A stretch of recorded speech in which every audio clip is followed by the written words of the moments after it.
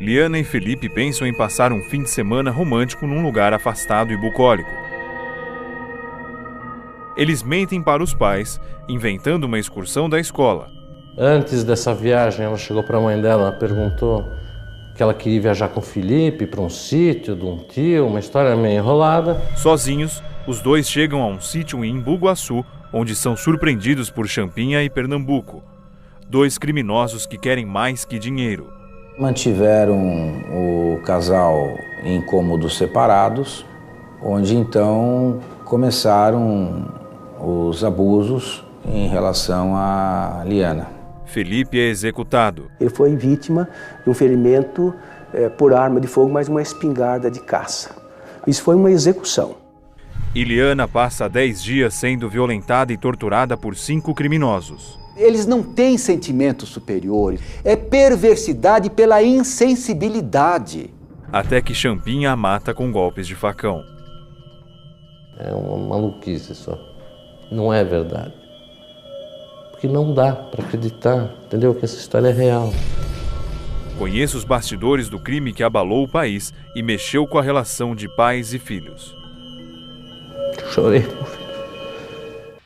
Nós passamos a indagar os moradores e caseiros de toda a região a respeito do eventual paradeiro. O pai da Liana passou a acompanhar toda a operação policial, inclusive imprimiu fotos do casal e lançou do ar. Um empresário que eu não sei quem é, emprestou helicóptero pra gente panfletar. A gente jogou 5.000 panfletos com as fotos da Liana. E eu acho que talvez, quando a gente começou com a história do helicóptero, eu acho que foi uma... Os caras vão se livrar disso aqui, porque esse negócio, acho que, assim, isso é uma coisa que me pega na minha cabeça, assim, acho que, às vezes eu acho que, tipo, eu provoquei a morte com a história do helicóptero, sabe, assim, acho que foi muita pressão para eles o fato de estar sobrevoando, a polícia estava um aparato gigantesco, e eu acho que isso deve ter deixado eles com mais medo da situação. Eu cheguei na minha casa, sei lá, 10 da noite, e me liga uma pessoa, falou, eu não lembro o nome dele, é um cara que, ele dizia que é mateiro. É um cara que, sabe, leva as pessoas para passeio ecológico, ele é um cara que circulava ali na mata. Esse senhor me liga, fala, eu sou fulano de tal, sou mateiro, eu nunca tinha ouvido essa expressão, e queria saber se o senhor me autoriza a eu ajudar a procurar a sua filha. Eu falei, claro que eu autorizo. Aí passa umas horas, esse fulano me liga de novo, falou, eu encontrei um cara bêbado aqui, falando umas coisas esquisitas e tal, e ele levou esse fulano para a delegacia. Era um dos criminosos, aí eles seguram ele lá no xadrez, até passar o porre, e no dia seguinte o cara entrega o serviço, aí ele conta tudo.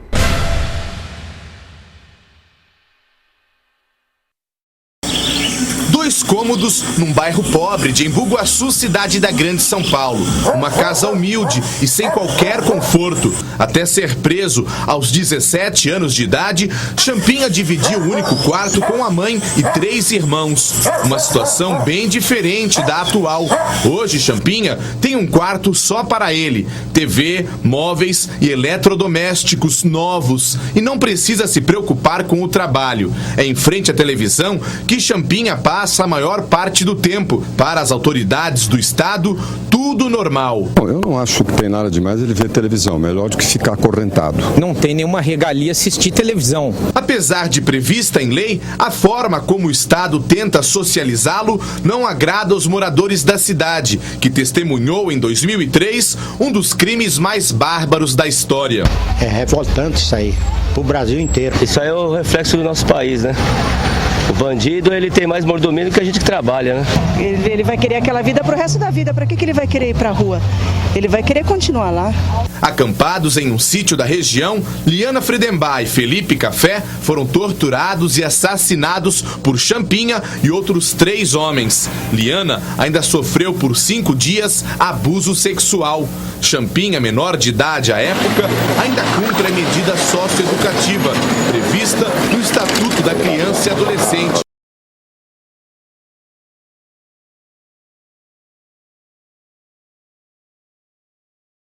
dentro de 2 anos, o Brasil voltará a ser uma ditadura se nada for feito.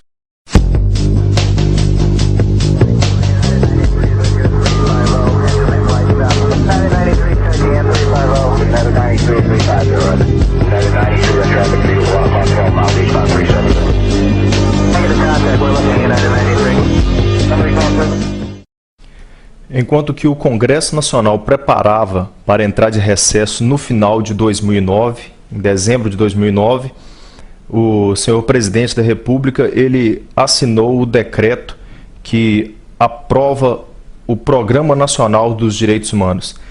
Esse projeto ele foi desenvolvido sobre a responsabilidade do senhor ministro da Secretaria Especial dos Direitos Humanos, uma secretaria que foi criada especificamente para esse programa, sobre a responsabilidade do senhor Paulo Vanucci. E o esforço desse vídeo aqui, o objetivo desse vídeo, desse trabalho, é levar a você um conhecimento, digamos, profundo desse plano, desse programa.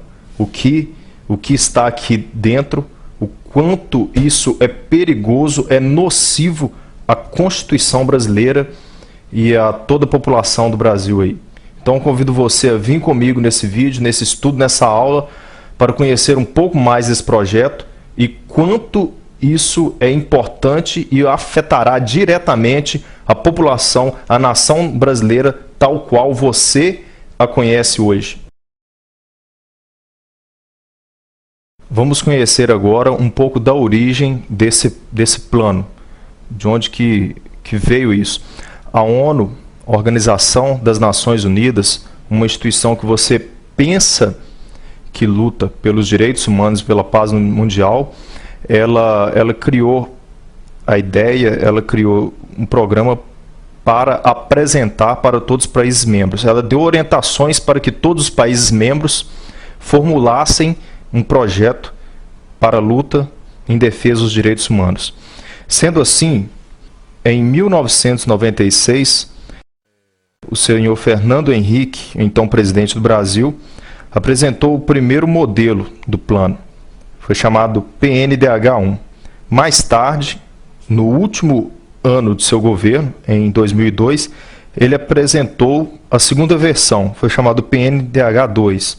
E no dia 21 de dezembro de 2009, o chefe do Poder Executivo assinou o decreto número 7037, que aprovou o Programa Nacional de Direitos Humanos, PNDH-3. O presidente assinou esse decreto sem ler o plano. E a partir daí, o ministro da Secretaria Especial dos Direitos Humanos vem a público e nos dá alguns esclarecimentos sobre esse plano.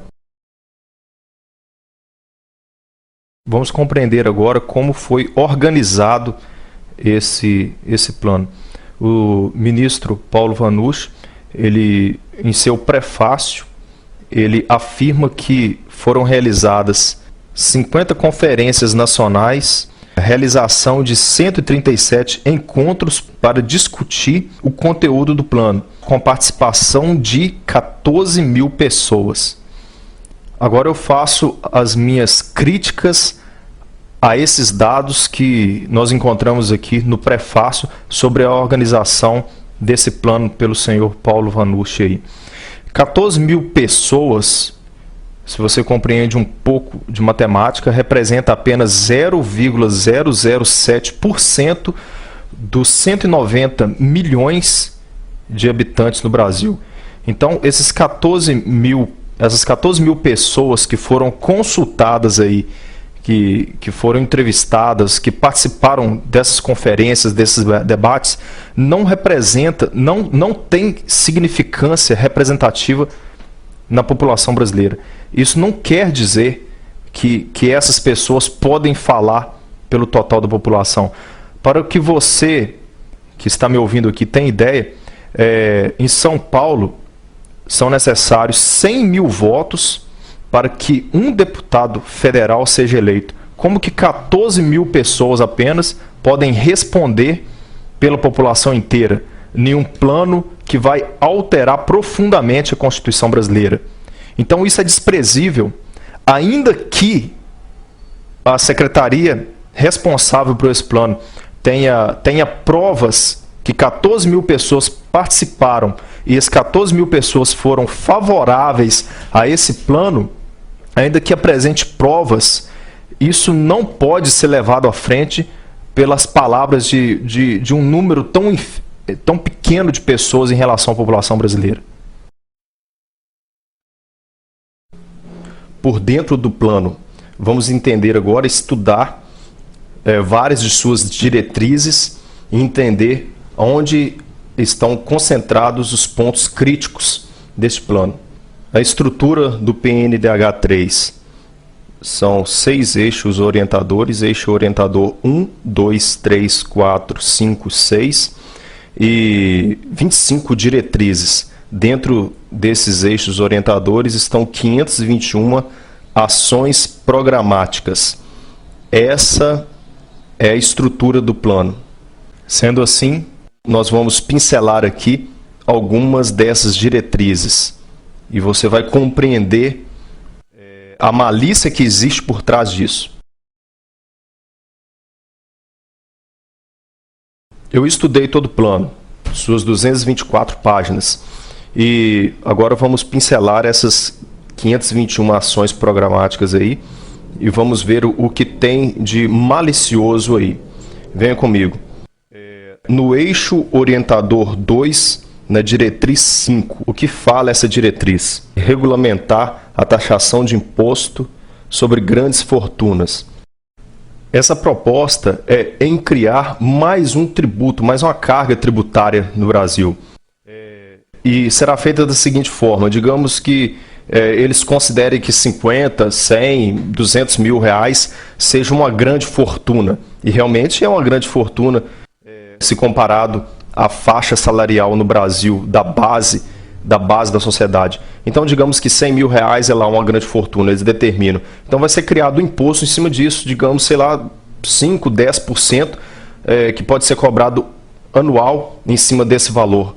Então, se você construir um patrimônio financeiro que já foi tributado em todas as instâncias para se construir aquele patrimônio e está lá o seu dinheiro na poupança, aí vai ser criado um imposto para tributar novamente em cima desse valor. Essa proposta, não se engane, é exatamente isso que está por trás dessa intenção. A palavra que grande fortuna é apenas para te iludir, para dar a impressão que só os grandes serão tributados. Mas não é essa a verdade que está por trás aqui. Eixo orientador 3, diretriz 8. Esse eixo orientador tem 4 diretrizes. Desenvolver campanhas de informação sobre o adolescente em conflito com a lei, defendendo a não redução da maioridade penal.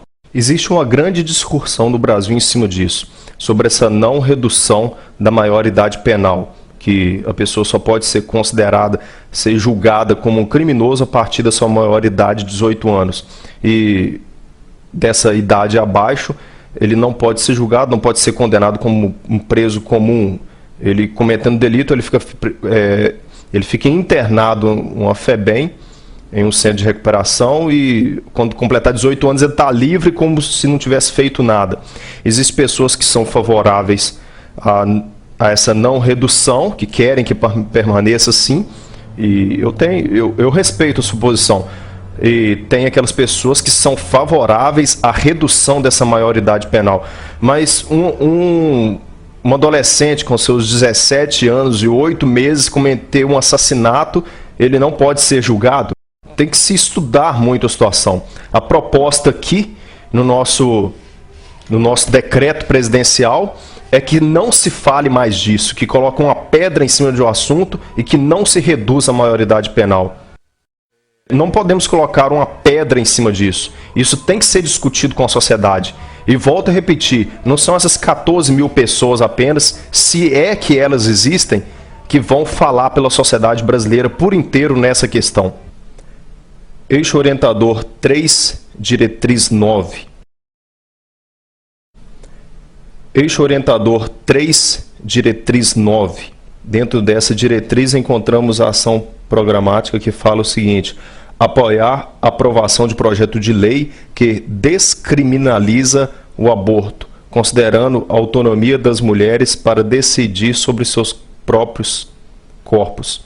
Então, legalizar um assassinato será um direito humano. E não só é essa diretriz que rege sobre essa questão de aborto. Existem outras. Nós vamos analisá-las agora. Eixo orientador 4, diretriz 17. Implementar mecanismo de monitoramento dos serviços de atendimento ao aborto legalmente autorizado, garantindo seu cumprimento e facilidade de acesso.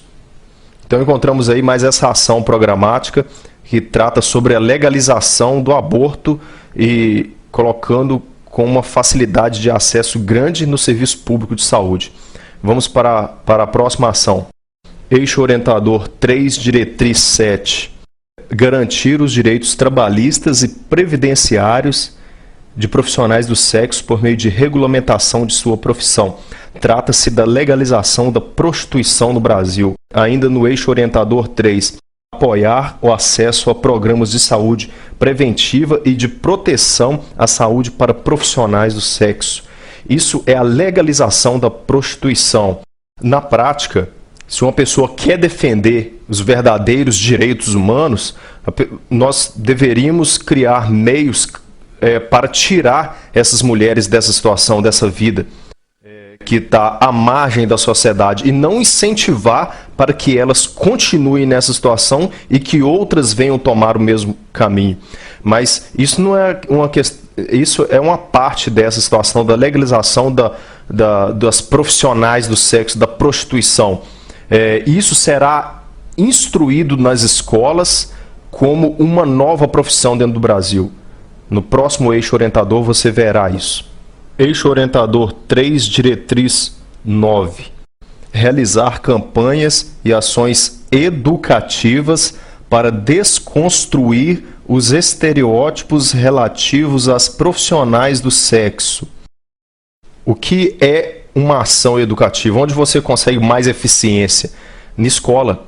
Então você vai ter lá a sua criança, sua filha, lá no ensino fundamental, a professora ensinando a ela sobre profissões e perguntando para a turma qual profissão cada um vai querer escolher para o futuro. E dentro de um contexto, dentro desse novo contexto, vai ser instruído que a prostituição será uma profissão tanto quanto qualquer uma outra.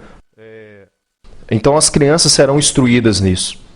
Olhe a malícia que está por trás disso. Coloca uma prostituição apenas como um estereótipo. Você não tem que se preocupar com isso, você pode seguir uma carreira sobre isso. E a prostituição infantil? As adolescentes que são aliciadas e empurradas para essa vida. Isso seria o quê? O estágio dessa nova profissão? Então fique atento a isso. Vamos discutir agora o próximo eixo. Aliás, ainda no eixo orientador 3, realizar campanhas e ações educativas para desconstrução de estereótipos relacionados à identidade e orientação sexual.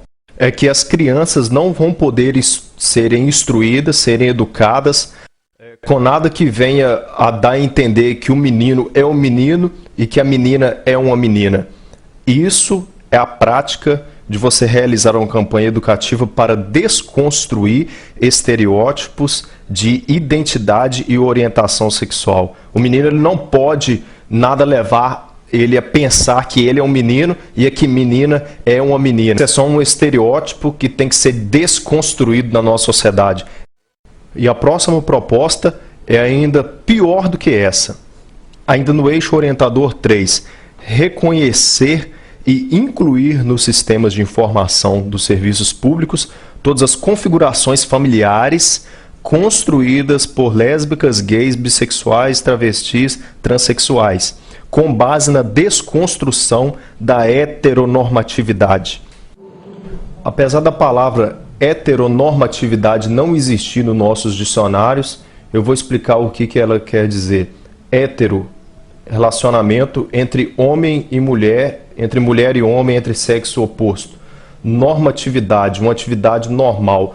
Então, a proposta diz o seguinte: desconstruir tudo que foi construído sobre o relacionamento normal entre homem e mulher. Isso não vai ser considerado mais uma família e, na pior das hipóteses, não existirá mais direito civil para a união entre um homem e uma mulher. Isso é a ação que o governo quer impor à sociedade brasileira, desconstruir qualquer tipo de relacionamento, qualquer tipo de lei, qualquer tipo de direito e de dever que existem entre homem e mulher. Vai passar a ter direito, vai passar a ser construído a base da sociedade brasileira. A família vai ser construída entre lésbicas, gays, bissexuais, transexuais. Isso que vai ser a base da família. Ainda no eixo orientador 3. Apoiar projeto de lei que disponha sobre a união civil entre pessoas do mesmo sexo. E aqui eu entro num ponto importante agora. Ainda no eixo orientador 3. Promover ações voltadas à garantia do direito de adoção por casais homoafetivos. Para começar, a palavra casal aqui, ela está mal empregada. A palavra casal quer dizer união entre pessoas de sexo oposto, entre homem e mulher, entre macho e fêmea. Então, é antagônico você falar casal homoafetivo. Não pode se usar essa expressão. Dentro da nossa língua portuguesa, pelo menos. Agora eu pergunto aos idealizadores desse plano. A pessoa, o par homoafetivo, ele tem o direito de adotar uma criança. Mas alguém já fez algum estudo sobre o impacto psicológico para essa criança que será adotada por esse par homoafetivo? Eixo orientador 3, diretriz 10, logo abaixo aqui. Essa diretriz rege o seguinte: desenvolver mecanismos para impedir a ostentação de símbolos religiosos. Uma minoria que não tem nenhuma crença a nada, muito menos ao valor humano, ao valor moral de uma sociedade, querem impor dentro de um país cuja população 92,8% são cristãos, proibir a ostentação de um símbolo religioso. Se você pertence a alguma igreja, existe uma placa ali fora com o nome da igreja, isso poderá ser caracterizado como um símbolo religioso. A Bíblia, no seu ponto de vista, é um símbolo religioso, então a Bíblia poderá ser proibida. O pastor da sua igreja, o padre, são símbolos religiosos? Se são, esses ofícios, essa atividade de pastor, de padre, poderá ser proibida, se for reconhecida como um símbolo religioso. Eixo orientador 4, diretriz 17, a última aqui em vermelho, nos diz assim: eixo orientador 4, diretriz 17, a última aqui em vermelho, nos diz assim: propor projeto de lei para institucionalizar a utilização da mediação como ato inicial das demandas de conflitos agrários e urbanos, priorizando a realização de audiência coletiva com os envolvidos. Aqui está a perda de direito de propriedade. Se você tem um imóvel urbano ou rural invadido, você não vai poder mais recorrer ao judiciário. Você e o invasor serão ouvidos pela sociedade civil organizada para resolver esse impasse. Lembrando que essa sociedade civil organizada fará parte de uma comissão que defende essa ideologia. Ainda no eixo orientador 4, diretriz 11, propor alteração do texto constitucional de modo a considerar as polícias militares não mais como forças auxiliares do Exército, mantendo-as apenas como forças reserva, causando aí um desequilíbrio entre policiais militares e exército. Agora eu chamo sua extrema atenção para um detalhe que está passando desapercebido nesse programa.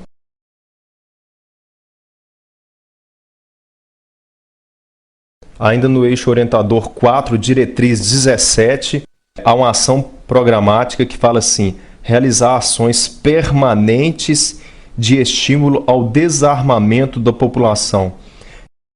A princípio, o desarmamento da população civil soa como uma coisa boa, mas não é bem assim. A história vai nos mostrar isso. Eu vou narrar aqui alguns fatos históricos que vai mostrar isso com detalhes. E sempre no país onde houve um desarmamento total da população civil, havia alguma ação do governo por trás disso. Vamos aí fazer um passeio pela história para analisar essa questão de desarmamento em vários países do mundo. Em 1911, a Turquia desarmou sua população. De 1915 a 1917, 1,5 milhão de armênios impossibilitados de se defenderem foram caçados e exterminados. Em 1929, a União Soviética também desarmou a sua população. De 1929 a 1953, cerca de 20 milhões de dissidentes impossibilitados de se defenderem foram caçados e exterminados. Em 1938, a Alemanha desarmou a população. Isso um ano antes da Segunda Guerra Mundial. E dentro do período da Segunda Guerra Mundial, de 1939 a 1945, 13 milhões de judeus e outros não-arianos impossibilitados de se defenderem também foram exterminados. Em 1935, a China desarmou também a sua população. De 1948 a 1952, 20 milhões de dissidentes políticos também foram caçados e exterminados.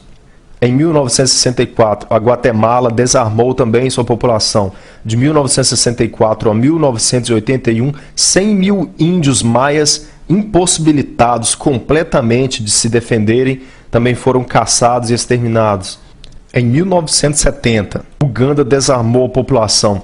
De 1971 a 1978, 300 mil cristãos também foram aniquilados aí por ações do governo, da política de Uganda. De 1956, o Camboja desarmou sua população. De 1975 a 1977, 1 milhão de pessoas foram assassinadas por ações políticas do governo ditatorial, e essas pessoas estavam completamente impossibilitadas de se defenderem. Em todos esses países, União Soviética, Turquia, Alemanha, China, Guatemala, Uganda e Camboja, houve ações de desarmamento total da população civil que antecedeu um pesado massacre por parte desses governos ditatoriais em cima dessa população. Agora vamos analisar dados mais atuais. Há 12 meses, o governo da Austrália editou uma lei obrigando o proprietário de arma a entregá-la para ser destruída. 64 mil armas foram entregues e destruídas. O resultado no primeiro ano foram os seguintes: os homicídios subiram 3,2%, as agressões 8,6%, os assaltos à mão armada 44%. Somente no estado de Vitória, os homicídios subiram 300%. O mesmo fato ocorreu no Reino Unido, que adotou o desarmamento da população. Os crimes à mão armada cresceu 35% logo no primeiro ano após o desarmamento. E os assassinatos com arma de fogo registraram um aumento de 32%. O que estamos notando aqui nesses dois países é que não diminuiu a violência com arma de fogo por causa do desarmamento da população. Foi até o oposto. E daqui em diante nós vamos analisar isso. Como que a real intenção com esse programa de direitos humanos é estabelecer um governo ditatorial no Brasil, aniquilando completamente a Constituição brasileira como você a conhece hoje.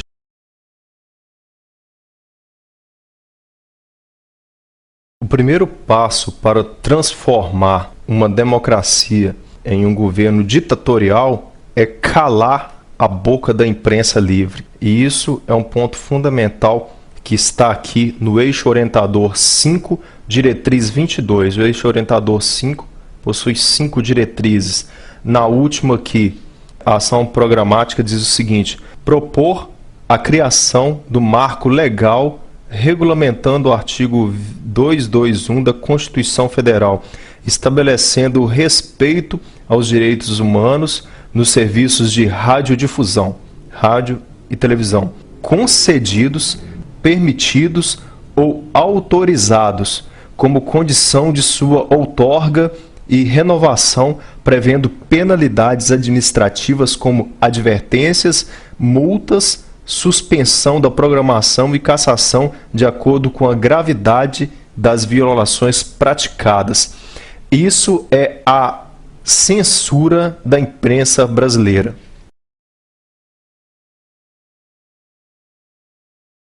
Eu mencionei no início desse DVD que a aprovação do PNDH3 seria a volta à ditadura.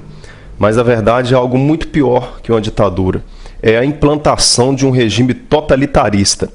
É característica desse tipo de regime totalitarista uma lavagem cerebral completa da população, principalmente da população jovem.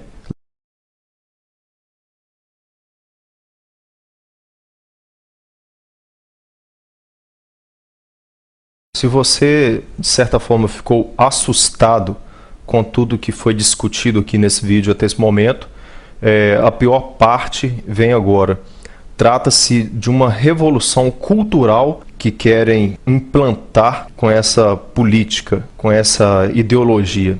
Esse Plano Nacional dos Direitos Humanos, PNDH3, em seu eixo orientador 5, todo marcado em vermelho aqui com suas 5 diretrizes, diretriz 18, 19, 20, 21 e 22, quer implantar literalmente uma revolução cultural no Brasil.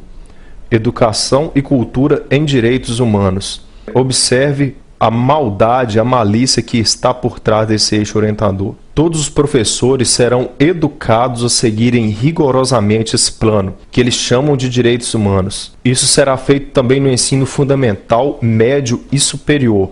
O detalhe é que será criado um curso superior, que será uma graduação em direitos humanos. As crianças, adolescentes e jovens serão instruídas a seguirem rigorosamente o plano.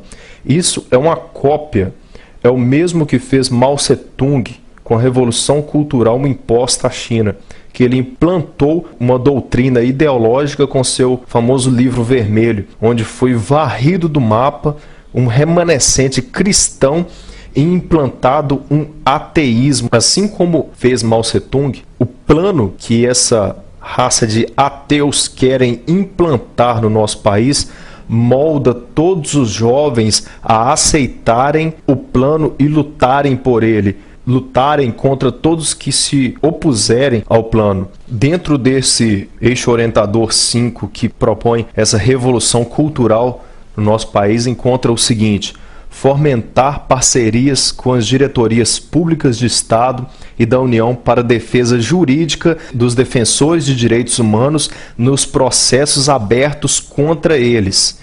Divulgar em âmbito nacional a atuação dos defensores e militantes desse plano, fomentando cultura de respeito e valorização de seus papéis na sociedade. Difundir o conhecimento sobre esse plano e sobre a legislação pertinente com as publicações em linguagem de forma acessível. Fomentar as redes de canais de denúncia, Disque Denúncia e sua articulação com instituições que defendem esse plano. Afeiçoar o sistema de fiscalização e violação aos defensores desse plano, por meio de aprimoramento do arcabouço de sanções administrativas. Ampliar equipes de fiscalização sobre a violação desse plano, em parceria com a sociedade civil. Isso, meu amigo, que você está ouvindo, é uma implantação de uma ideologia completa. Nós encontramos dentro do eixo orientador 5 algo muito semelhante ao que fez Hitler para implantar o nazismo, a propaganda. Há no eixo 5 a ação que fala o seguinte: incentivar a produção de filmes, vídeos, áudios e similares voltada para a educação em direitos humanos e que construa a história recente do autoritarismo do Brasil, bem como as iniciativas populares de organização e de resistência. A propaganda foi algo de extrema importância para o nazismo, para a implantação do nazismo. Isso é fato na história. Vemos um personagem sempre ao lado de Hitler. Seu nome era Joseph Goebbels. Era o ministro da propaganda. Foi o braço direito de Hitler, aparecendo sempre ao seu lado todo o tempo. Foi o único que Hitler permitia discursar em seu lugar. Outros que usaram também a propaganda e a censura foram Mussolini na Itália com a implantação do fascismo e Stalin na União Soviética. Esse plano que está aí, ele propõe a quebra do equilíbrio entre os três poderes no Brasil. Simplesmente coloca o judiciário e o legislativo e até mesmo o Ministério Público sujeitos todo o tempo ao poder executivo. Um fato muito semelhante a esse ocorreu há poucos anos nos Estados Unidos.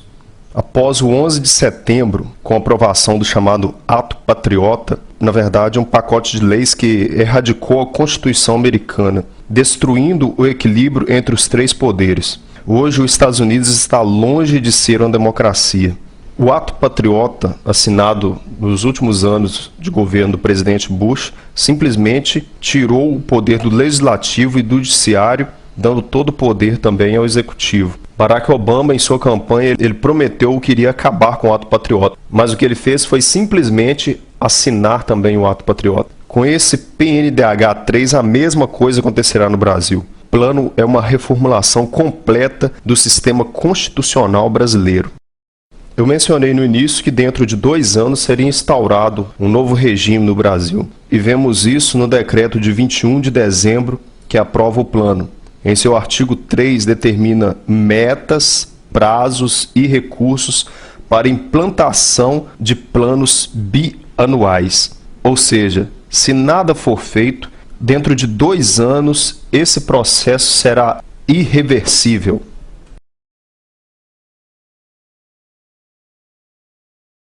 Caso você não saiba o que é a nova ordem mundial, é uma meta, uma obsessão de um grupo de banqueiros internacionais que querem instaurar um governo único mundial. E esses políticos no Brasil estão apenas cumprindo ordens. O PNDH3, esse projeto, esse plano, é a tentativa de instaurar essa chamada nova ordem mundial no Brasil. E a ONU, que mencionei no início desse DVD, como a mentora de planos em defesa de supostos direitos humanos, nada mais é que uma instituição criada por eles, por esses banqueiros. Foi a ONU que direcionou esse mesmo modelo de direitos humanos para vários países, com o objetivo de transformar todos em regimes totalitaristas. Posso dar um exemplo de um país aqui na América do Sul, a Venezuela de Hugo Chávez.